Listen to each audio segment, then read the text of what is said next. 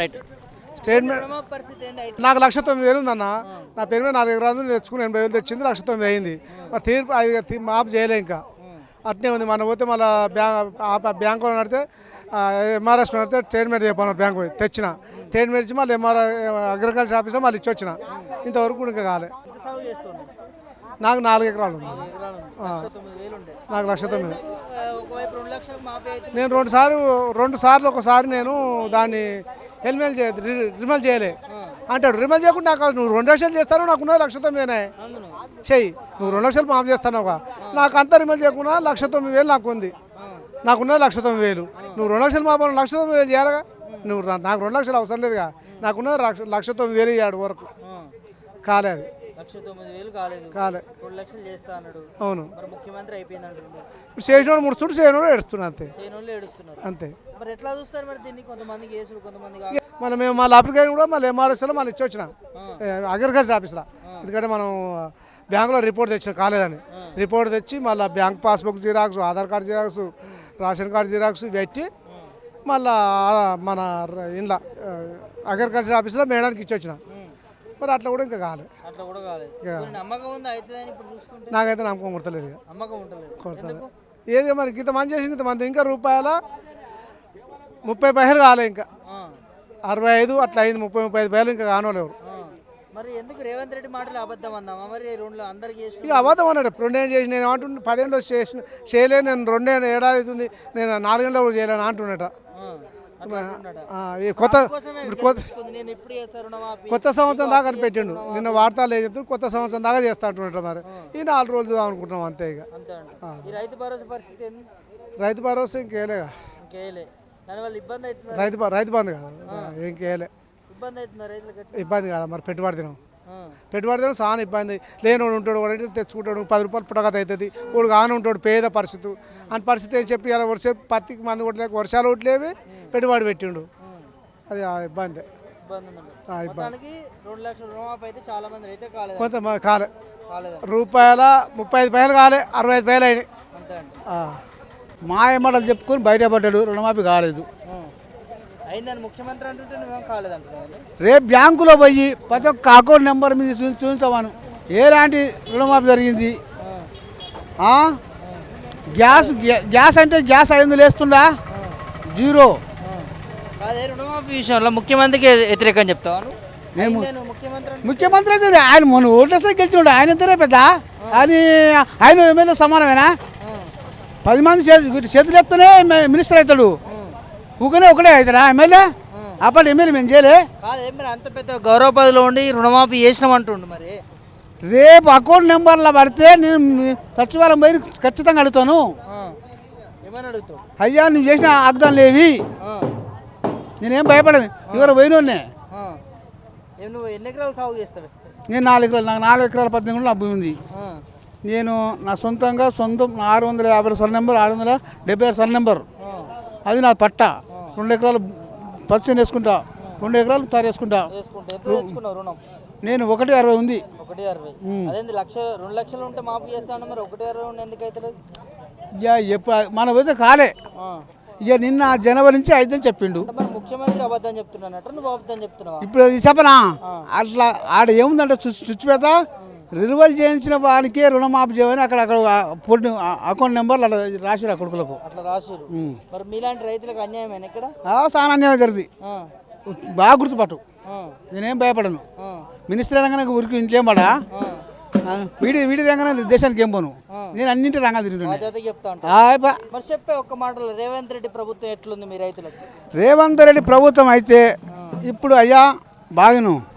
కొత్త బిచ్చగాడు ఊరేరు ఇంకొక 6 నెలలుగా అన్ని చూడాలి. ఇప్పుడు ఊరిని అనొద్దు.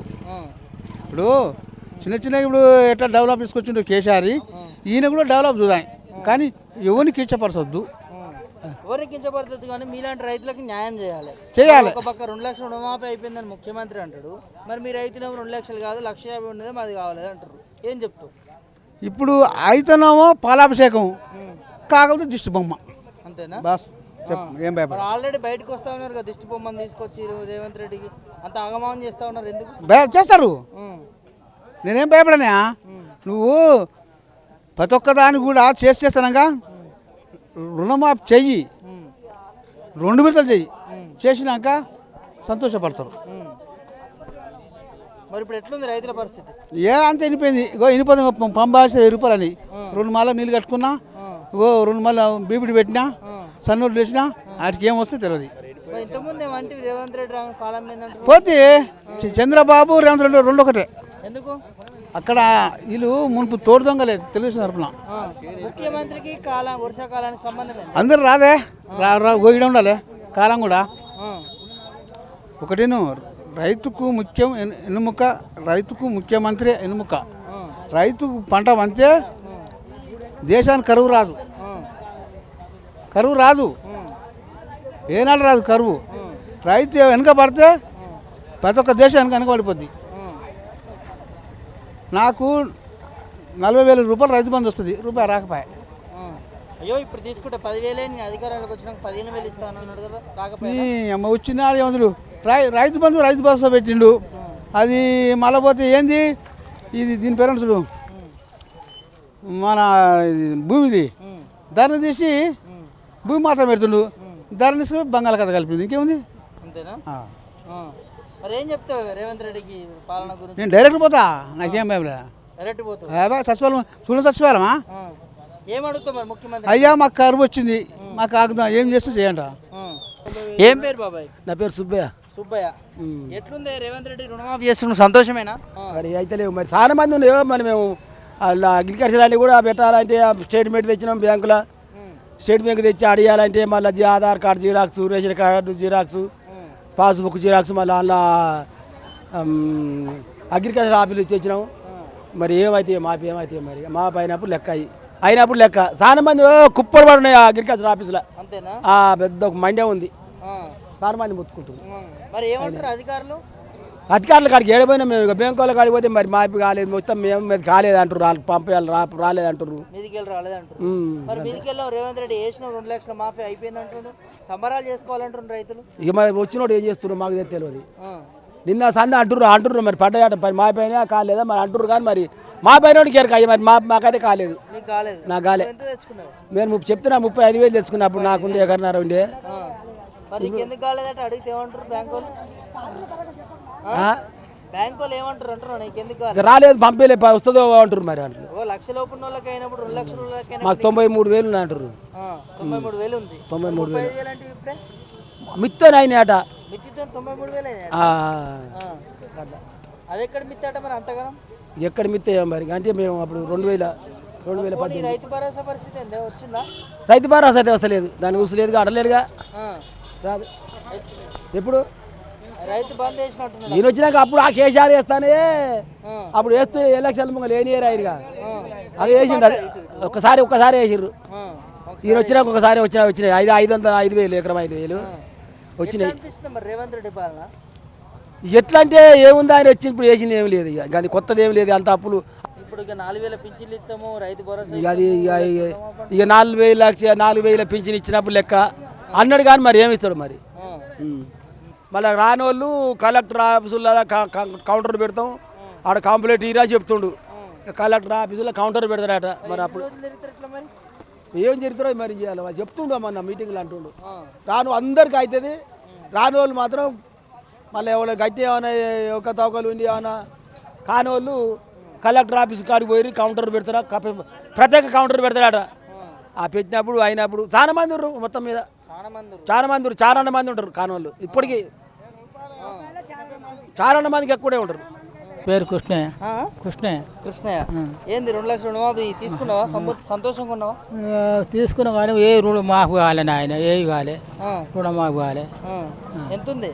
4 ఎకరాలు ఉంది. రుణం ఎంత తెచ్చుకున్నావు? 4 ఎకరాలు ఉంది. ఓ పారి 30,000, ఓ పారి 20,000 తెచ్చుకున్నా కానీ అవి మాకు కూడా ఏం కాలే. 50,000, 30,000, 20,000 అంటే 50,000 అయితే మరి 50,000 మాఫీ కాలే. ఎందుకు? మాకేం కుడుతుంది ఆయన మిత్తిరి కట్టరు మాఫీ చేస్తాం అంటారు, కానీ కట్టలేదు, మా దగ్గర వెళ్ళలేదు, నేను కట్టలేదు. మిత్తిరి కడితే మాఫీ చేస్తారు, మిత్తిరి కట్టకపోతే మాఫీ చేయడట.